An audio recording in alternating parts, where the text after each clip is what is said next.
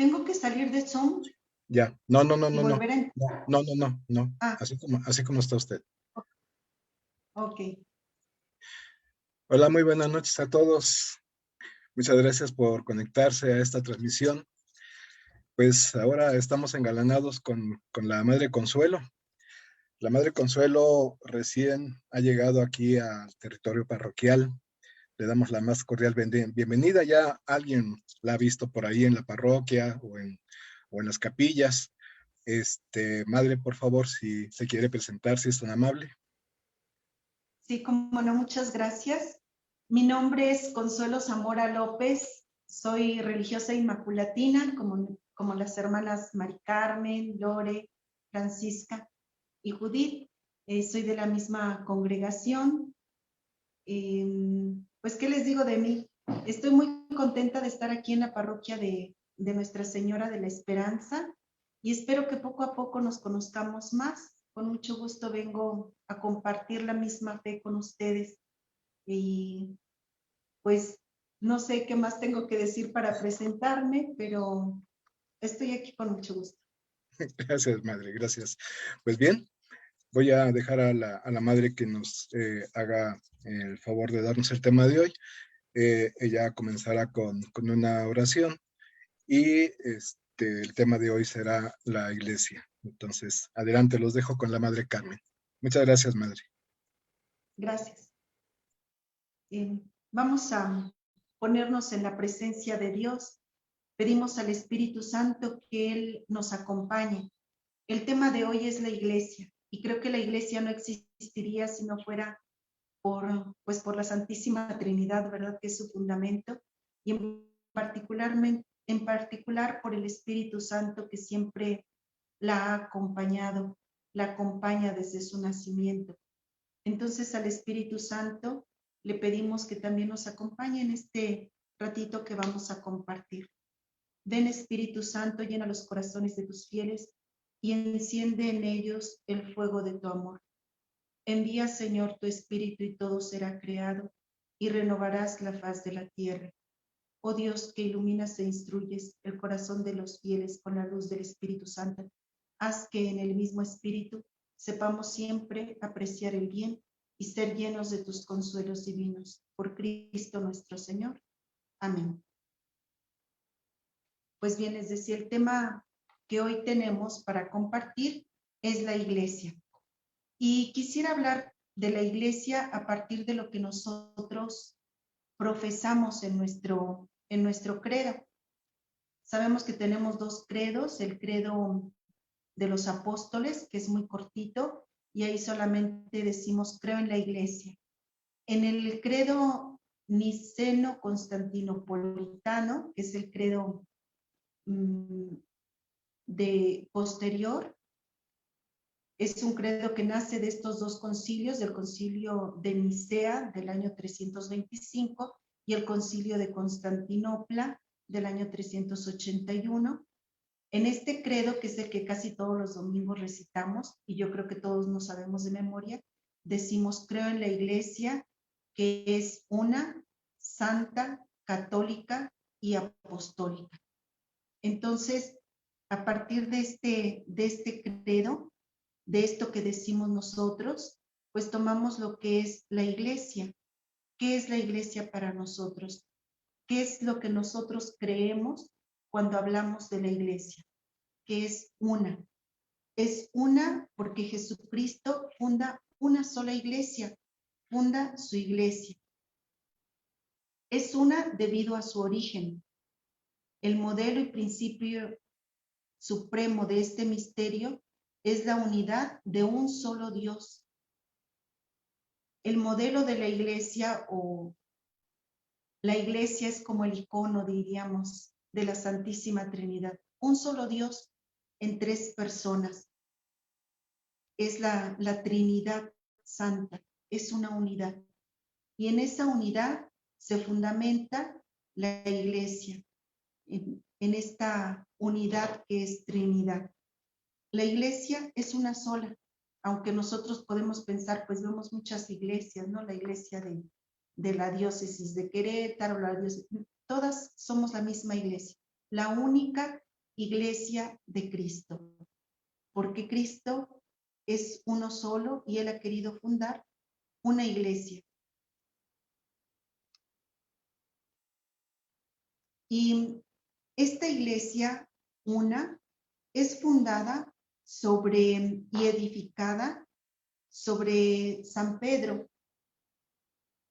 Yo a mi vez te digo, le dice en Mateo 16:18, tú eres Pedro, y sobre esta piedra edificaré mi iglesia, y las puertas del infierno no prevalecerán contra ella. Entonces vemos ahí como el inicio, el fundamento de esta iglesia, que es una, porque tiene como origen y modelo la unidad de un solo Dios en la Trinidad de las personas. Tiene como fundador y cabeza a Jesucristo, que restablece la unidad de todos los pueblos en un solo cuerpo. San Pablo nos habla de Cristo como cuerpo, Cristo como cabeza de este cuerpo que es la iglesia. La iglesia es un cuerpo, un solo cuerpo. Y Cristo es su cabeza. Él es el fundador y es la cabeza que restablece la unidad de todos los pueblos. O sea, todos los pueblos formamos uno solo, que es la iglesia. Tiene como alma al Espíritu Santo, que une a todos los fieles en la comunión en Cristo. La iglesia tiene una sola fe, una sola vida sacramental, una única sucesión apostólica, una común esperanza y la misma caridad.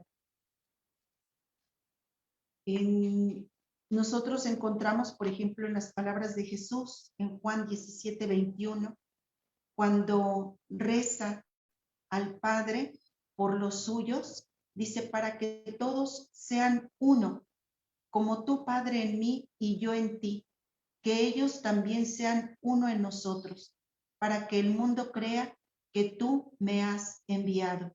Estas son las palabras de Jesús cuando reza por los suyos. En Efesios 4, del 5 al 6, encontramos un solo Señor, una sola fe, un solo bautismo, un solo Dios y Padre de todos, que está sobre todos, por todos y en todos. Entonces vemos en qué consiste esa unidad de la iglesia, en ser uno en Cristo, ser uno entre nosotros para pertenecer a Cristo y en Cristo ser uno con la Trinidad, como si estuviéramos en el seno de Cristo y Cristo en el seno del Padre, unidos al Espíritu Santo. Entonces así va esta unidad de la iglesia. La iglesia es santa. Decimos también esto, aparte de que la iglesia es una, es santa. La iglesia es santa porque Dios Santísimo, y porque siempre escuchamos en el Antiguo Testamento, hay distintos textos que nos dicen, sean santos porque Dios es santo. El santo por excelencia es Dios, Dios Santísimo. Y Dios Santísimo es el autor de la iglesia. Cristo se ha entregado a sí mismo por la iglesia para santificarla y hacerla santificante. El Espíritu Santo la vivifica con la caridad. En la iglesia se encuentra la plenitud de los medios de salvación. ¿Cuáles son los medios de salvación? Principalmente los sacramentos. Nosotros por el bautismo hemos sido injertados en esta iglesia. Pertenecemos a la iglesia a través del bautismo. Y al pertenecer a la iglesia, acogemos todas las riquezas que la iglesia nos da. La iglesia nos da los sacramentos para santificarnos: el bautismo, la confirmación, la Eucaristía, la unción de los enfermos, el orden sacerdotal, el matrimonio.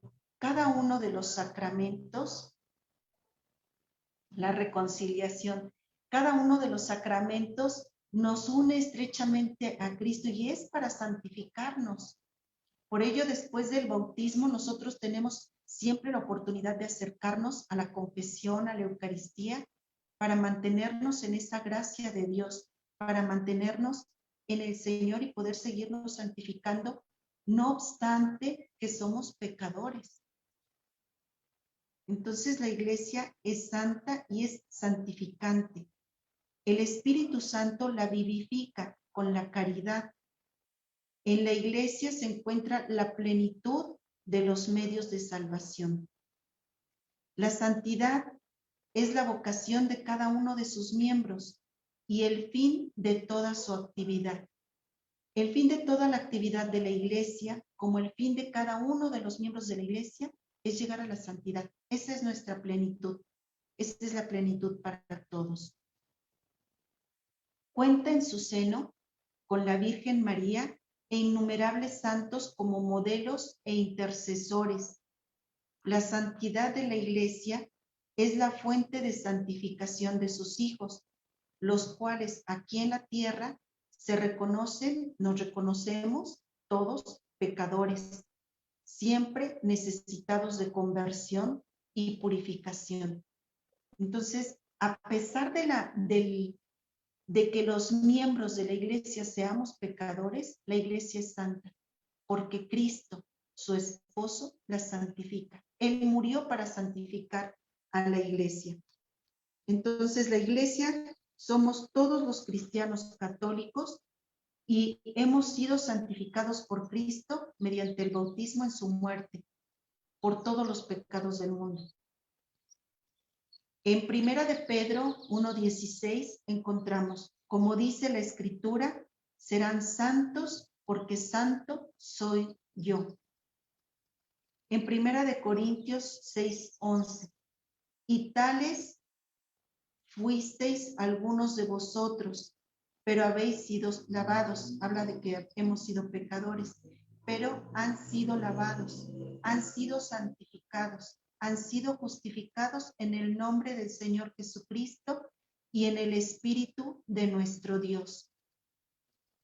En Efesios 5, del 25 al 27, dice a los esposos: maridos, amen a sus mujeres como Cristo amó a la Iglesia y se entregó a sí mismo por ella para santificarla, purificándola mediante el baño del agua en virtud de la palabra, y presentársela resplandeciente a sí mismo, sin que tenga mancha, ni arruga, ni cosa parecida, sino que sea santa e inmaculada.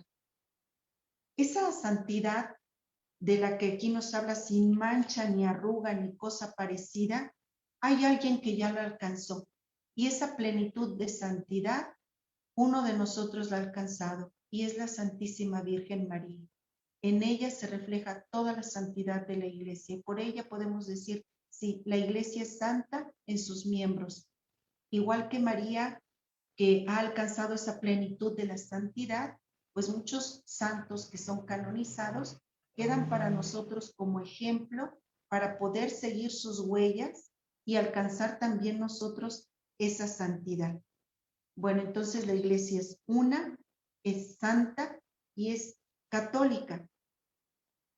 ¿Qué queremos decir cuando hablamos de que la Iglesia es católica?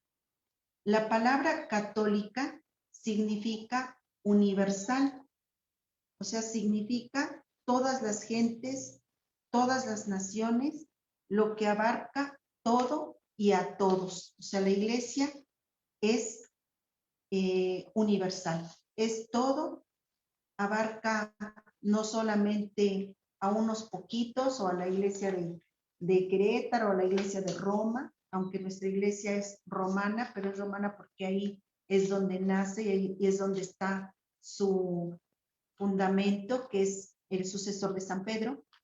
La Iglesia es católica porque en Cristo estamos todos presentes. En la Iglesia, Cristo está presente porque Él es la cabeza. Pero allí, nos dice San Ignacio de Antioquía, allí donde está Cristo Jesús, está la Iglesia Católica. ¿Por qué? Porque todos los pueblos somos el cuerpo de Cristo y pertenecemos a Él, aunque no todos somos bautizados, pero todos los bautizados somos la Iglesia Católica. Y de los demás, pues acogemos sus buenos actos. Cuando una persona, conociendo a la Iglesia Católica, perteneciendo a ella, quiere apartarse, pues se aparta libremente, se sale de los frutos de la Iglesia, aunque no deja de ser bautizado. Pero cuando una persona, sin tener culpa, porque no la conoce, porque no sabe nada de ella, pero en su corazón lleva esas semillas del verbo, como dice el Vaticano II, pues ella lleva en sí también esas semillitas de la Iglesia. Y tiene pues esa apertura también hacia la santidad y hacia la cierta pertenencia espiritual, digamos, a la Iglesia. La Iglesia anuncia la totalidad y la integridad de la fe. Lleva en sí y administra la plenitud de los medios de salvación. Es enviada en misión a todos los pueblos pertenecientes a cualquier tiempo o cultura. En Esdras 5:1 dice, los profetas Ageo y Zacarías, hijo de Idó, empezaron a profetizar a los judíos de Judá y de Jerusalén en nombre del Dios de Israel que velaba sobre ellos. Estos textos nos hacen ver que Dios no viene nada más para un pueblo, aunque Él viene y toma al pueblo de Israel como suyo y empieza a hablarle a Abraham y le dice, vas a ser padre de un gran pueblo. Pero después, por medio de este pueblo, Él quiere llegar a todos los demás pueblos de la tierra. Entonces, los profetas empiezan a profetizar a los judíos de Judá y de Jerusalén en nombre del Dios de Israel que velaba sobre ellos. En el Salmo 147, del 19 al 20, dice, Él revela a Jacob su palabra, sus preceptos y sus juicios a Israel. No hizo tal con ninguna nación, ni una sola sus juicios conoció. O sea, lo que Jesús hace para una nación, lo que Dios hace para una nación, lo quiere para todas las demás naciones. En Efesios 2, del 11 al 12, así que recuerden, como en otro tiempo, ustedes los gentiles, según la carne, llamados incircuncisos, por la que se llama circuncisión, por una operación practicada en la carne, estaban a la sazón lejos de Cristo, excluidos de la ciudadanía de Israel y extraños a las alianzas de la promesa, sin esperanza y sin Dios en el mundo. Pero el propósito de Dios desde el principio era que su iglesia estuviera formada por todas las naciones. O sea, la iglesia de Dios sería una iglesia católica universal. Así se lo anunció desde un principio a Abraham, así lo anunció a los profetas. En Génesis 22:18 nos dice, por tu descendencia se bendecirán todas las naciones de la tierra en pago de haber obedecido tú a mi voz, le dice a Abraham.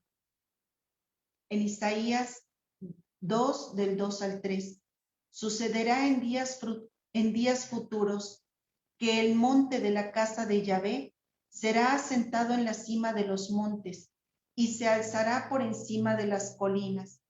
Confluirán a él todas las naciones y acudirán pueblos numerosos. Dirán, vengan, subamos al monte de Yahvé, a la casa del Dios de Jacob, para que él nos enseñe sus caminos y nosotros sigamos sus senderos.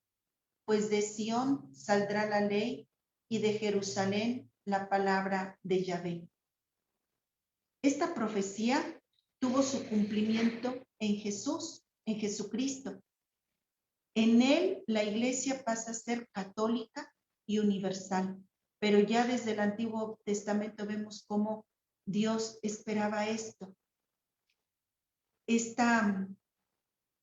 Este poder pertenecer, que la iglesia sea para todos, que el pueblo de Dios no sea un pueblito, sino todos los pueblos de la tierra.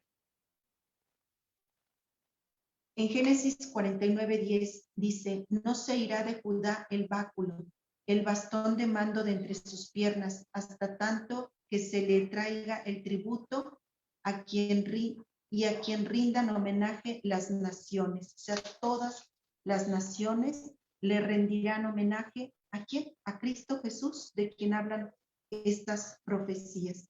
Entonces hemos dicho que la iglesia es una, santa, católica y es apostólica. ¿Qué significa que es apostólica? Los discípulos de Cristo serían catequizados, enseñados por los apóstoles y por sus sucesores. ¿Y quiénes son los apóstoles? Aquellos que Cristo llamó para que estuvieran con él y para enviarlos a predicar.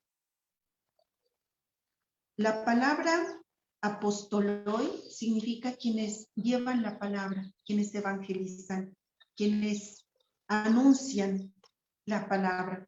Los apóstoles de Cristo entonces son aquellos que enseñan a los demás. Y vuelvo a este texto de Juan 17, 20 a 21. Cuando Jesús reza por los suyos, dice, no ruego solo por estos, o sea, más adelante de la cita que les dije antes, en Juan 17, dice, no ruego solo por estos, sino también por aquellos que por medio de su palabra creerán en mí, para que todos sean uno, como tú, Padre, en mí y yo en ti, que ellos sean también uno en nosotros, para que el mundo crea que tú me has enviado. O sea, los apóstoles están para que el mundo crea. ¿Y cómo va a creer el mundo? Cuando ellos se lanzan también a predicar, a llevar la palabra a todos los rincones de la tierra. Jesús a ellos les pide eso, vayan por todo el mundo y bauticen en el nombre del Padre y del Hijo y del Espíritu Santo. La tarea de la iglesia es ser misionera. Toda la iglesia es misionera. La tarea es llevar la misión. Y la misión en la iglesia es ser una misionera, diríamos, adyentes, o sea, para los que no conocen a Cristo, para todos los pueblos, incluso los no cristianos, pero también para todos los que nos rodean. En cierta forma, la iglesia es apostólica por su origen, porque está constituida por medio de los apóstoles, en los apóstoles. Y la misión de estos apóstoles es el predicar. Pero todos, por ser bautizados, tenemos que ser apóstoles de Cristo. Y no todos podemos irnos a predicar en África, en Asia, en Oceanía, pero todos podemos colaborar con las misiones de la iglesia. Primero, con nuestra oración, con nuestro testimonio de vida, con ese ejemplo para los demás, incluso con aportaciones económicas que se mandan a las misiones. Pero yo creo que la principal forma en que todos tenemos que ser apóstoles, y la primera para todos, los que están en China, en África, en cualquier otro continente o país, es el ejemplo, el ejemplo de vida. Y ese lo tenemos que dar todos. Decimos que la familia es una iglesia doméstica. Yo creo que la familia es como la célula del... Nosotros pensamos en la iglesia como un cuerpo místico, y ese cuerpo místico tiene la cabeza que es Cristo, cada uno de sus miembros, y podemos pensar también en las diócesis, en las parroquias, en los distintos grupos apostólicos que hay en cada parroquia, pero hay unas células que son bien, bien importantes. Y esas células son la familia. En todas partes, como bautizados, estamos llamados a ser apóstoles. ¿Y cómo vamos a ser apóstoles? Con nuestra vida, con nuestro ejemplo. ¿Cómo puede un papá exigirle a un hijo, ay, hijo, no te emborraches, no tomes, no? Si él, pues, llega borracho los fines de semana, ¿no? Entonces, a veces nos puede faltar como la fuerza moral para poder decir las cosas. Y esa fuerza moral para decir las cosas es el ejemplo. Es simple y sencillamente vivir lo que tengo que vivir. Y esa ya es una predicación. Recuerdo a San Francisco de Asís. En una ocasión le dijo a Fray León, acompáñame, vamos a predicar. Y él, ay, bien contento, se van a predicar, se acomoda su hábito, sus símbolos, se salen a predicar. Y empiezan a caminar. Y se van caminando por las calles, por las plazas de ahí de Asís, y dan una buena caminada, regresan, llegan al convento, pues ya, y oye, ¿y a qué horas vamos a predicar? Le dice León. No, pues ya predicamos. ¿Por qué? Porque la gente los ve. Ve que son unos pobrecillos que a lo mejor podían tener grandes vestidos y van vestidos en sus harapos, sin zapatos, viviendo de limosnas, gente que ora, que reza, que se encuentra con Dios, que vive de Dios, que cree en Dios y que tiene en Dios su fe, su voluntad es la voluntad de Dios. Entonces, predicar no siempre es salir a las plazas a dar un discurso. Predicar no siempre es irnos de misiones a otro país. Qué bueno, ojalá que hubiera muchas vocaciones que se lanzaran para ir a otros países a predicar. Ojalá que hubiera muchos que quisieran entregar su vida en la vida consagrada, en el seminario, para ser sacerdotes, para enseñar con la palabra de Dios. Ojalá que hubiera muchos que pertenezcan a los grupos apostólicos, como Edirac, que nos abren puertas para conocer más de Dios. Y como tantos grupos apostólicos tan lindos en la iglesia, que nos ayudan a encontrarnos con Dios. Ojalá que haya más vocaciones, ojalá que sí. Y yo se lo pido mucho a Dios. Pero todos, aunque no tengamos una vocación específica de ir a predicar con la palabra, todos estamos llamados a predicar con nuestra vida. ¿Por qué? Porque la enseñanza de la palabra de Dios necesita llegar a todos los rincones. Y a lo mejor esos rincones de los que ya somos bautizados y los que estamos aquí, les falta un poquito de iluminación. Hay un libro muy bueno de un miembro de la Renovación Carismática, ahorita no recuerdo su nombre, que habla cómo evangelizar a los bautizados.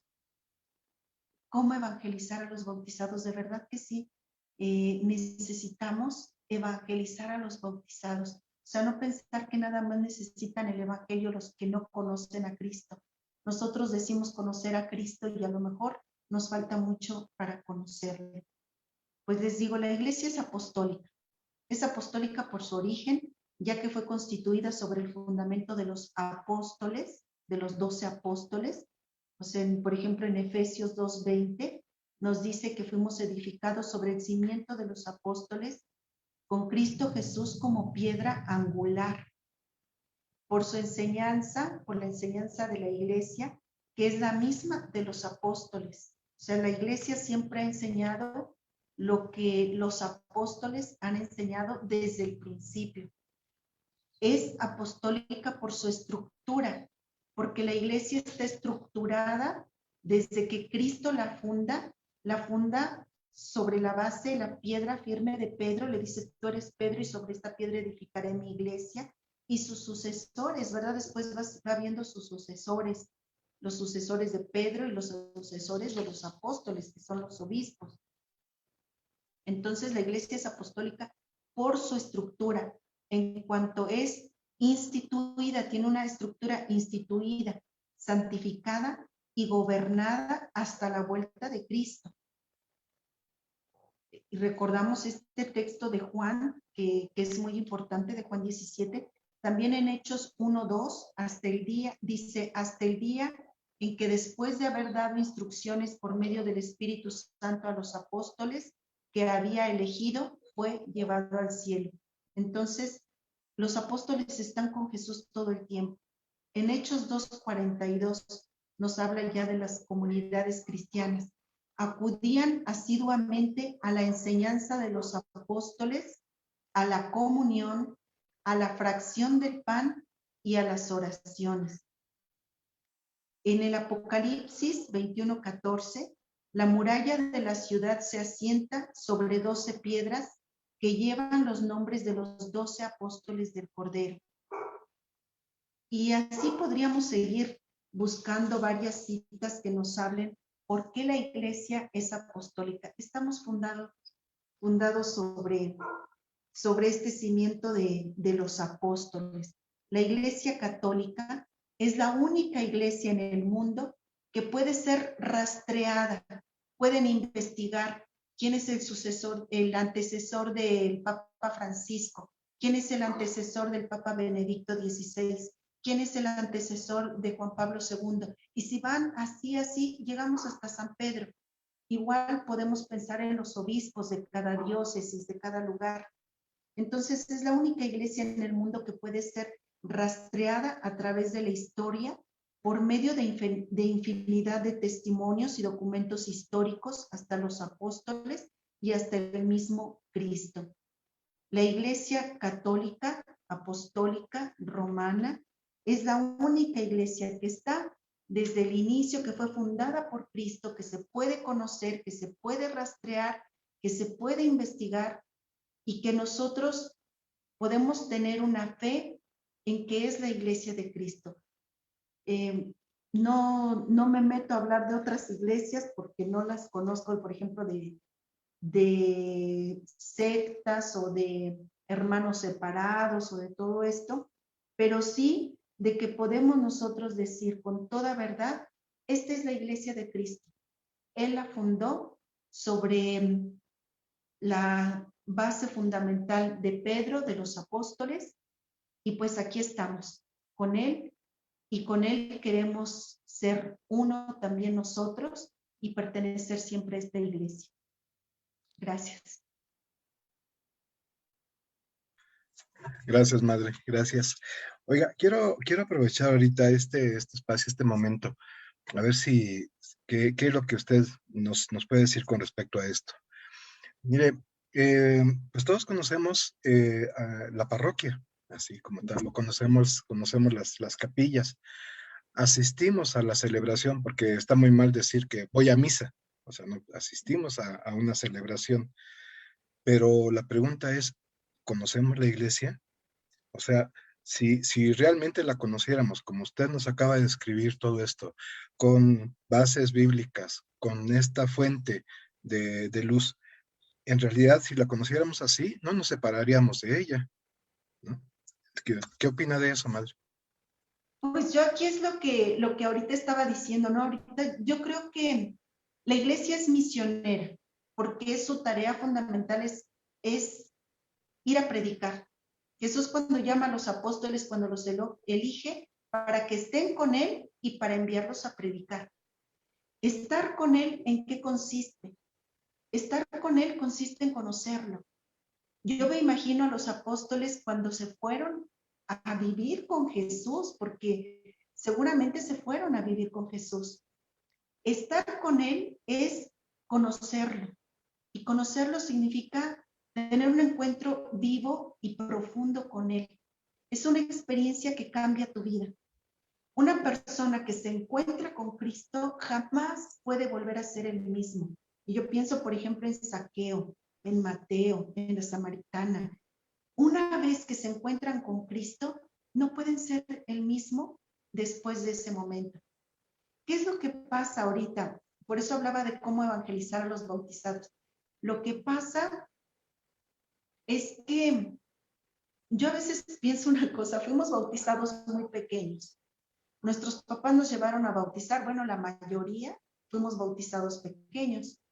A mí me bautizaron decimos grande, de 8 meses, ¿no? Pero a esa edad yo no pude agarrar mi cirio pascual y decirles, creo en la iglesia, creo en Jesucristo, en el Espíritu Santo, en el Padre. Yo no pude decir, rechazo a Satanás. Lo dijeron mis papás y mis padrinos por mí. Ellos se supone que se prepararon para llevarme a bautizar. Pero si nosotros pensamos, a veces en la iglesia hay hasta como un regateo. Yo me he encontrado con personas que vienen y dicen, madre, ¿cuánto es lo menos que tengo que hacer para preparar a mi hijo a la primera comunión? ¿Cuánto es lo menos que tengo que hacer para prepararme a bautizar a un niño? Como que le regateamos a la preparación, a la preparación. Y la preparación es una cosa, es fundamental, aprender qué es la iglesia, aprender de quién es Jesús, quién es el Padre, quién es el Espíritu Santo, cómo se da esta Trinidad Santa, aprender de la iglesia. Una cosa es aprender y es importante, muy importante aprender para comprender, para dar razón de nuestra fe. Pero en ese aprender tiene que darse el encuentro. El encuentro es cuando yo le abro todo mi corazón a Jesús y dejo que Él lo toque y lo transforme. Y cuando esto se da, entonces el aprender con el encuentro, yo ya no me puedo apartar. Y yo conozco gente de verdad que jamás se apartan de la iglesia y pueden dar su vida aquí en la iglesia, trabajando para la iglesia, porque ya vivieron ese encuentro.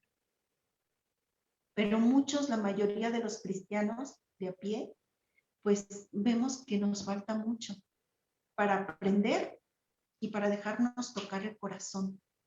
Y yo creo que por eso, pues sí, no conocemos muchas cosas y no nos interesan muchas cosas porque no estamos cerca. Así Nos es, vamos apartando. así es. Y para nuestros amigos que nos están viendo y la referencia que hizo la Madre Consuelo con respecto al libro cómo evangelizar a los bautizados, es de José Prado, de Pepe Prado. Sí, Es este sí. libro para que, pues, Sí. si quieren conseguirlo, pues aquí ya lo conocen, ya saben que es de Pepe Prado y es esta referencia que acaba de hacernos la Madre Consuelo. Y sí, efectivamente, así como usted habló de la iglesia misionera, el Señor Jesús los llamó y los preparó, uh-huh, los formó. Entonces, así también nosotros, en la parroquia hay un equipo de misión y ese equipo de misión se está formando, se está preparando. Igual también nosotros tenemos que, si todos somos misioneros, porque somos bautizados y pertenecemos a la iglesia, pues también tenemos una misión. Tal vez no vamos a ir a África, como usted mencionaba, pero tenemos una misión en casa y tenemos una misión con la familia y con nuestros conocidos. Uh-huh. Y para eso también tenemos que prepararnos. Por eso es importante la formación, el hecho de conocer la Sagrada Escritura, el hecho de conocer nuestra iglesia. Y esa es la finalidad precisamente de estas noches de formación, este trabajo, esta labor que se lleva a cabo aquí en la parroquia Nuestra Señora de la Esperanza. Esa es la finalidad, no es solamente para dar a conocer temas, ¿no? Es para formarnos, es para hacer crecer y madurar nuestra fe. ¿Sí está de acuerdo? Claro que sí. Y además los temas son como una pincelada, yo diría, ¿no? Porque no podemos abarcar todo. Y también ayer decía el que estaba compartiendo el tema Jaime, con el señor Jaime. Uh-huh. sí, él decía, pues es que si me meto a tocar esto, pues no alcanzo. O sea, algunas cosas nada más las mencionaba. Y él preparó un tema muy lindo, muy bien preparado. Muchas felicidades. Y no se puede abarcar todo. Es más, en cuanto más te preparas, más te das cuenta que te falta. Decía Sor Juana Inés, yo no quiero aprender para saber más, sino para ignorar menos. Y yo creo que nos falta ignorar menos cosas, ¿verdad? Nos está haciendo falta mucho a nosotros. Y en ese aprender y dejarnos tocar el corazón. Yo siempre creo que estas dos cosas van unidas. Aprender y que Cristo toque nuestro corazón. Que vaya siempre unido, porque si Cristo toca nuestro corazón, vamos a tener más ganas de aprender. Y si aprendemos más, pues más nos enamoramos de Jesús. Entonces, en el aprender también hay un enamoramiento. Porque si nosotros aprendemos más de Jesús, más nos vamos a enamorar. Es como los novios. Entre más se conocen, más se quieren. Y llega un momento en que ya se conocen tanto que hasta una mirada la entienden, ¿no? Uno del otro. Y yo pienso que si nosotros conocemos más a Jesús, nos vamos a enamorar más de él. Entonces yo invito a todos a que se formen, a que busquen, si no pueden en el momento que está en vivo una catequesis, una formación, lo que sea, si no podemos verlo en ese momento, queda grabado, se puede ver en otro instante, en otro momento que tenemos tiempo, incluso se puede ver en ratitos, y eso nos ayuda, nos podemos seguir formando. Y leer mucho, ¿verdad? Eso nos hace mucho bien. Así es, madre. Sí, aprovechar esta situación en la que estamos y pues se nos está dando esta oportunidad en este momento, en esta situación. Oiga, madre, le agradezco muchísimo el haber compartido con nosotros este tema. Ya empieza ya a conocerlo la comunidad, ya la van a empezar a conocer, ya esto se transmite hasta en China, así que en un momento dado por allá también la van a conocer, madre. Entonces, oiga, vamos a quedarnos con este sabor rico de conocer la iglesia, y le pido por favor si hace por favor una oración para que podamos retirarnos a descansar, madre. Yo les decía que la plenitud de la santidad de la iglesia se da en una persona. Mañana es la fiesta de la Virgen de Lourdes, es nuestra patrona de nuestra congregación, es la patrona de los enfermos, mañana es el Día Mundial de los Enfermos, y pues vamos a rezar el Ave María con mucha devoción, con mucha fe a la Santísima Virgen que ha querido venir a nuestra tierra, y así como vino a México en el Tepeyac, también en Lourdes, ahí en Lourdes pues muestra mucho su amor a los enfermos. A ella nos dirigimos con fe y con eso terminamos. Decimos todos juntos: Dios te salve María, llena eres de gracia, el Señor es contigo. Bendita eres entre todas las mujeres y bendito es el fruto de tu vientre, Jesús. Santa María, Madre de Dios, ruega por nosotros pecadores, ahora y en la hora de nuestra muerte. Amén. Ave María Purísima, sin pecado concebida. Pues muchísimas gracias, es un honor para mí estar con ustedes. Gracias. Muy bien, muchas gracias. Muchas gracias a todos, y les pedimos por favor que compartan. El día de mañana también tendremos otro tema más dentro de esta semana de apologética. Muchas gracias a todos ustedes por haber estado con nosotros. Que descansen. Buenas noches, madre. Gracias igualmente.